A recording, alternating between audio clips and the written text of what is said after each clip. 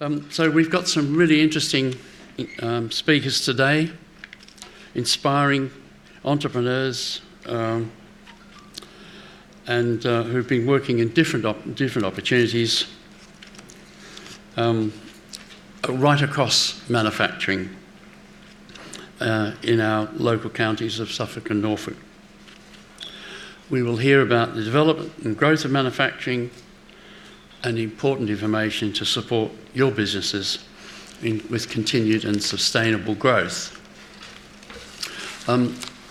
Given today's all about manufacturing, I thought I should make one or two comments. It seems to me that the whole structure of manufacturing has changed completely in the last sort of 10 to 15 years.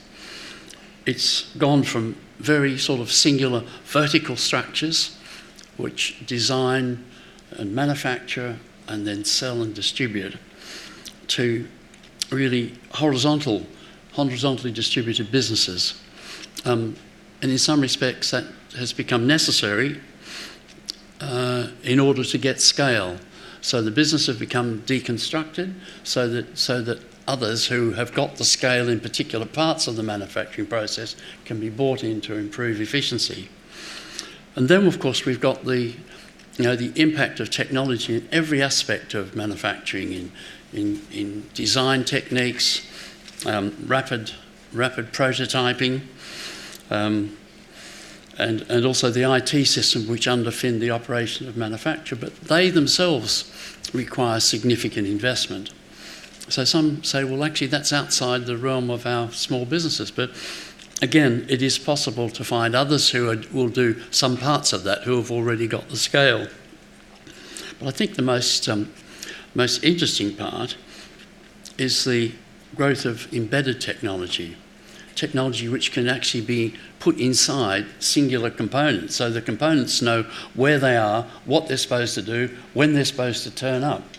It's a bit like the whole sort of IoT, the Internet of Things. Well, Internet of Things is a lovely sort of catch-all phrase, but when you start to think about components knowing where they're going, what they're going to do, and can be interrogated all the way through the manufacturing, delivery and the life of the product, that sort of changes much of the way that we support products when they're manufactured, much of the way we manage the supply chain. So I think these are absolutely fantastic opportunities, but you also need to find others who've walked that path, because there are challenges in implementing them. So I just think it's just an amazing time to be involved in manufacturing. So hopefully some of that will be clear today. So to start the event, I'd like to welcome Dr. Morgan Potter. He is the new Anglia High Growth Manager. He spent 2 years, I understand, working to bring these sorts of events. We had one a little while ago in Newmarket, fabulous event, very successful. And he's been working towards today's launch of the Scale Up New Anglia program. So well done, Morgan, and welcome. Thank you.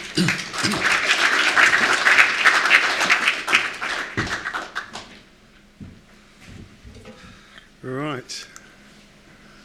Thank you all for coming. It's a lovely day, lovely hotel. I'll talk today about the Growth Hub and what it's been doing. I've been here since 2014. As I'd said, the last couple of years, I thought we should be moving forward along a route of enabling higher growth. At the moment, we see everybody and trying to help everybody. So I'll talk about that a little bit later on. And later still, we'll have a call to Dan Eisenberg. I'll refer to one of Dan's models, entrepreneurial models.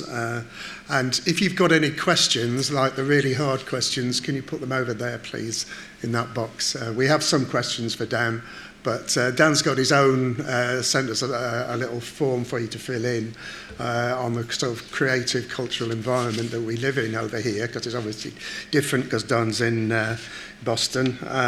So if you could do that, that'd be great. And I say more questions, just put them in the box over there.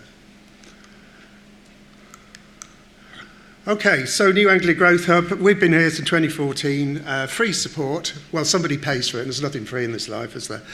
Somebody pays for it, and it usually comes out of government coffers. But we come to you, and we give you a one-to-one. We navigate you through the sort of business support, and we do grants and referrals, pretty much. 2 grants which we're actively involved in, I'll come to in a minute. Some of the others, those are the 2 that we're involved in. These are kind of referrals. It's only some of them. We do quite a gamut of these things. But small grant scheme, growing business fund, as I say, I'll come to. Anglia is business energy efficiency. If you want new lighting and stuff like that, you can get quite reasonable grants towards that. Heat recovery, vehicle tracking, that sort of stuff.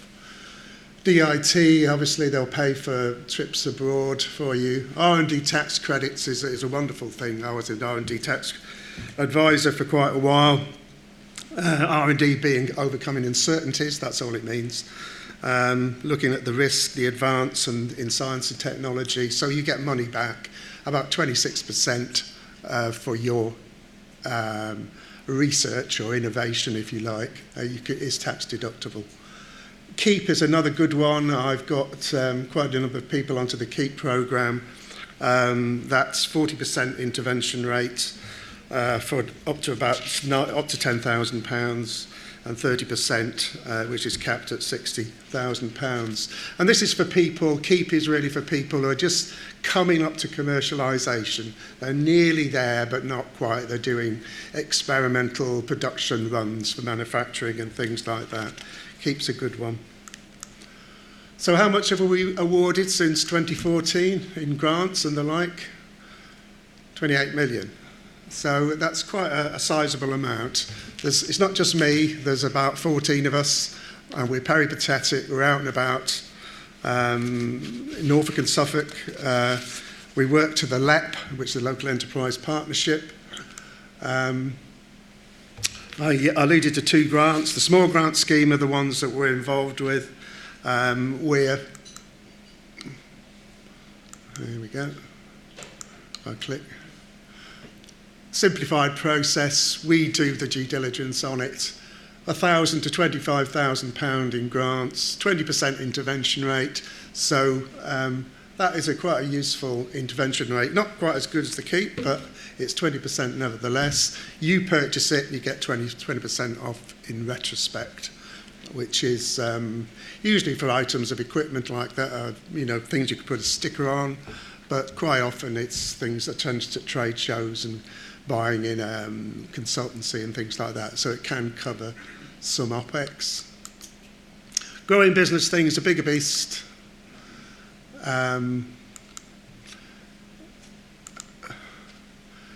So it picks up from where the small grant scheme leaves off. It'll give you £25,000 to £500,000. Again, 20% intervention rate, unless it's for property, when it's 10%. Due diligence out of our hands. It's done by Finance East. And so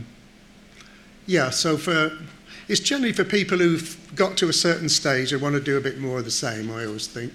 But it's got a jobs implication with it, so that for every £20,000 of grant, you've got to create a new job. So it's a slightly more intricate than the small grant scheme. Which brings us on to Scale Up New Anglia. I've called it Turning Silver into Gold, which is really what we're talking about here. So we've generally dealt with everybody we can, but I've always thought that it's not, although there are lots of startups, hundreds of thousands of startups a year, it's not a startup problem we have, it's a startup growth problem. And quite often a lot of the startups, 5 years hence are still startups. So why not identify those that are showing a propensity to grow? These aren't scale-ups. At the other end of the scale, we have scale-ups. And I was talking to the Scale-Up Institute the other day, and we reckon there's about 78, 79 scale-ups in Norfolk and Suffolk. So what do we mean by that? I mean those growing by 20% or more per year in terms of turnover or FTE. So between the startups, which I'll call bronze, and the scale-ups, which I'll call gold, are the silvers, and that's the sweet spot in between. These are people who are scaling, not necessarily scale-ups. They might be growing from 0 to 5%, 5 to 10%, 10% to 20%, but they need a shove, they need a push, they need help from the New Anglia to get into that gold category. So that's simply companies with a propensity to grow. As I say, we talk about giving grants, but then there's a next step. After grants, then what? How are we going to get them up to the gold? Are you looking at angel funding? Are you looking at venture capital? Are you talking something like Goldman Sachs, where you actually take the CEO aside and teach him how to scale? Are you looking at Invest East, which is a new program just coming along, which tells you how to approach angel investors and venture capitalists, that sort of thing.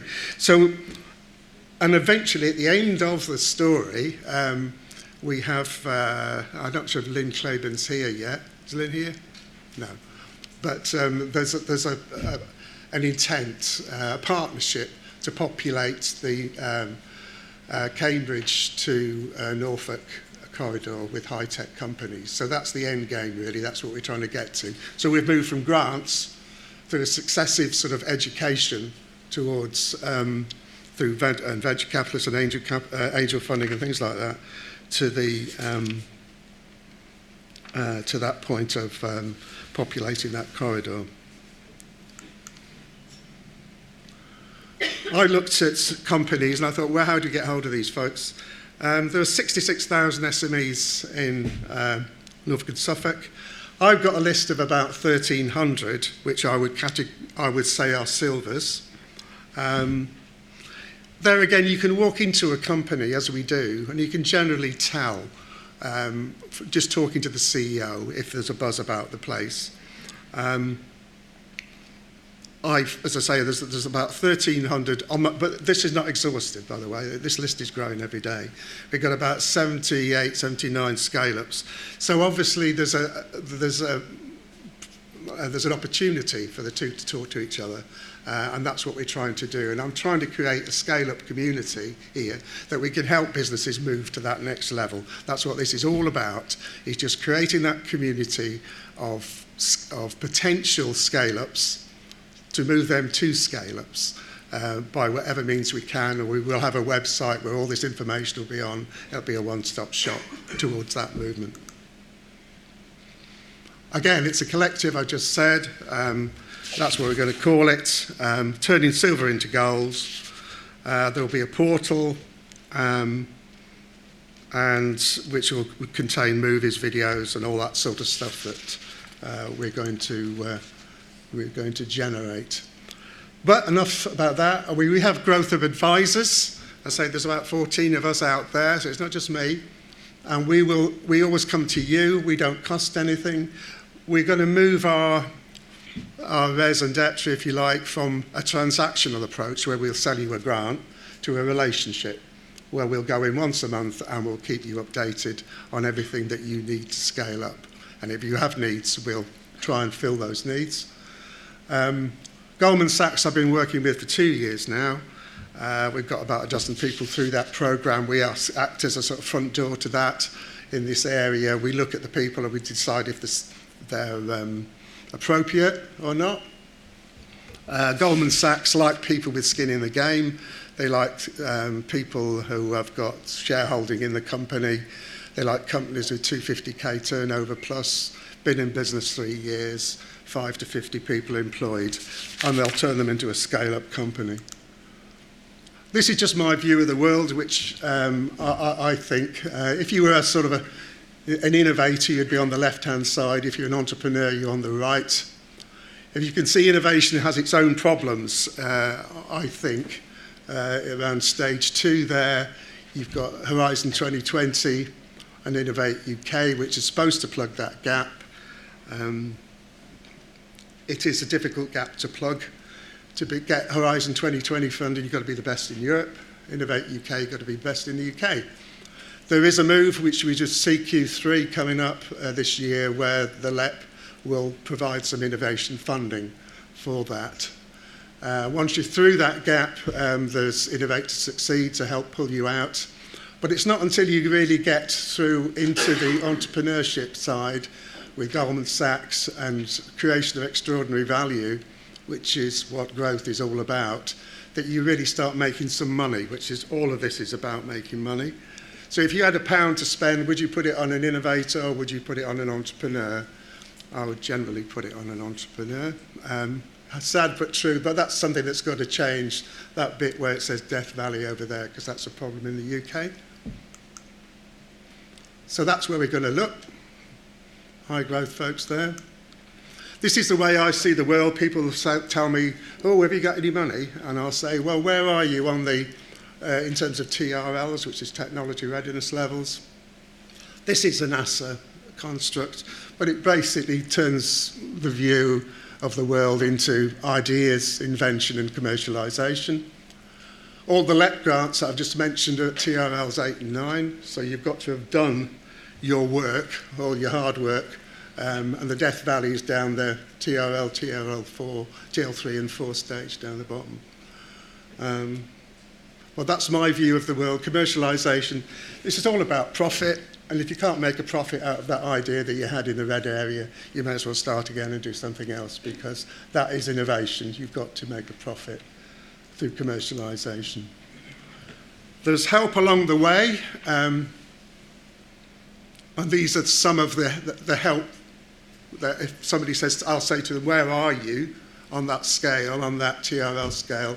That is some of the help that you can get, and that will go through my head when I interview them, and we'll line them up for that sort of thing. So you can see the commercialisation 8 and 9 down there.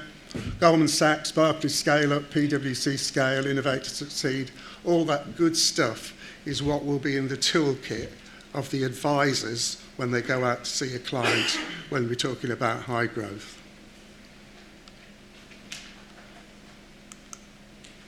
So, yeah, concentrate on these. Again, this is Dan Eisenberg. Dan will be talking to us later on. I've got no time for Dan. What facets surround entrepreneurship? Today we'll be talking about culture a lot. We'll be talking to Iji about visible success stories there on the right, yeah? And Lou Polferman will be talking about creativity. But we'll be reaching out into markets. We'll be reaching out into human capital with Goldman Sachs. We'll be reaching out into policy with our talk on Brexit. That leaves finance, which is the next talk we'll do in this series. But you can see there are basically 6 facets that we need to cover when we talk about entrepreneurship. I'm sure Dan will fill us in again, but I think what is important with this is that we take a new Anglia view on it.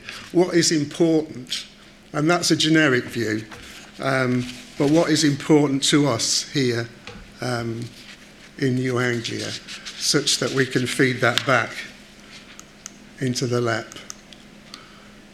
And this is just, again, my view of the world. If I was going to be scaling up, how many things I've got to press? Here we go. I'd be interested first in the people. Are the right people in the right job? Have we got a strategy? Have we got a pattern of actions between our internal capabilities and the external environment? Are we good at doing what we're doing? If I was a car, if I put my foot on the accelerator, would it turn it into speed or would the engine blow up? Have we got the cash to scale? So those are the questions that I would be asking an advisor. Where the little arrows are, those are the sort of the advisor interactions, if you like. But already on the ground, we've got Innovate to Succeed. We've got Goldman Sachs. We've got Invest East, which I'll come on to in a minute. We've got the British Business Bank, we've got angels, we've got venture capitalists, we've got something called supply chain matching, which is a new one just come out in the LEP, where it looks at your supply chain. It might be coming through China at the minute. We'll see if we can do better in this area, which is all part of the tech corridor project as well. We've got the grants and we've got a skills agenda as well. So we're aiming to help businesses as much as we can with moving along that value chain from the grant along to venture capitalists and eventually this guy here, so that we can deliver the best of the best to New Anglia. So Goldman Sachs offers, it's quite intensive, it's all free. Well, it's not free, it's paid for by Goldman Sachs. 3-month programme, 100 hours of tuition. Everybody that I put on is wax lyrical about it. That's all I can say. I'd love to go, and I'm still trying to get on it. Even the accommodation's paid for in hotels.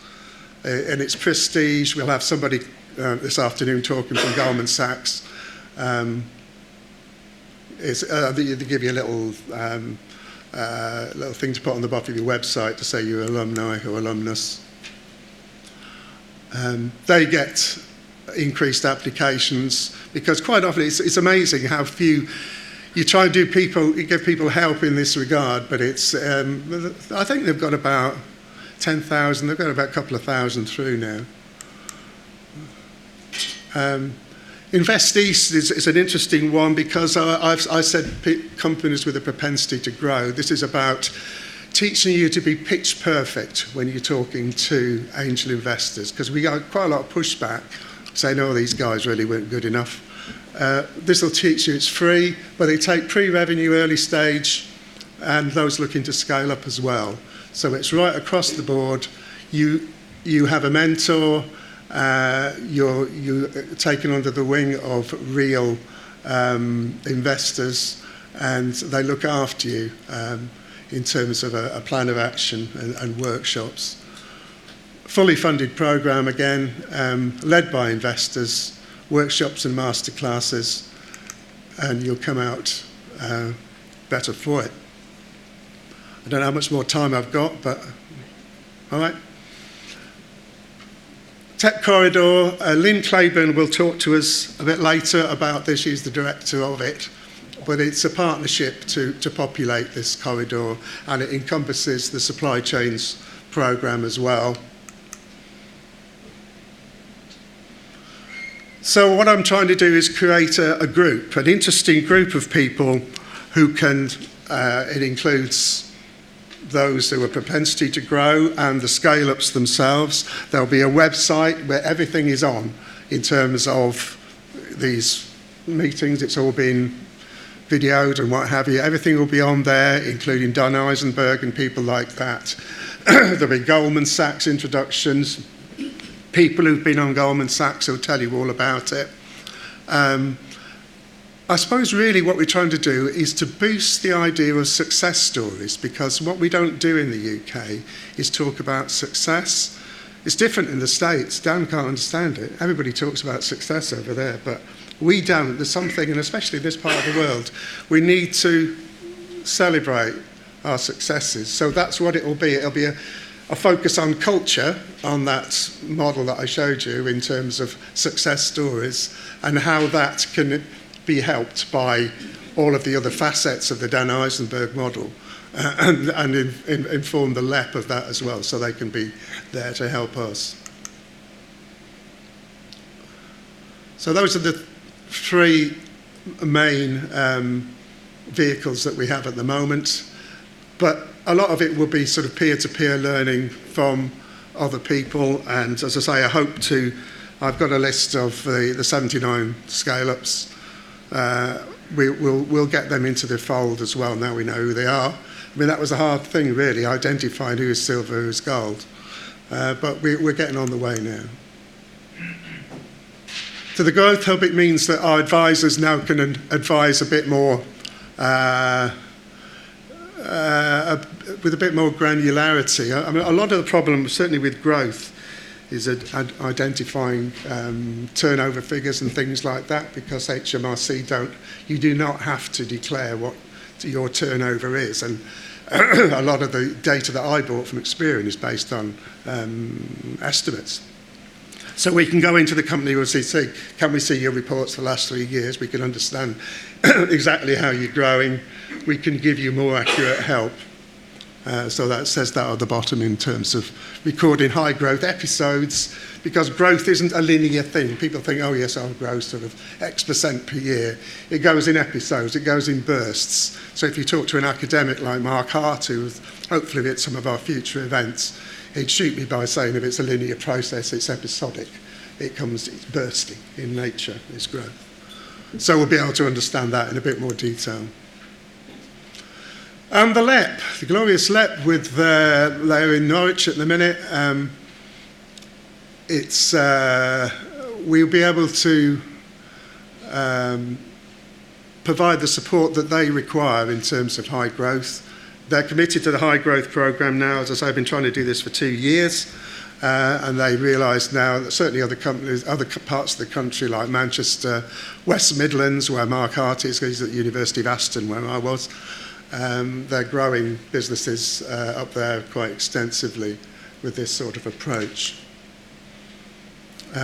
So in terms of conferences, there will be I say things that we do are free.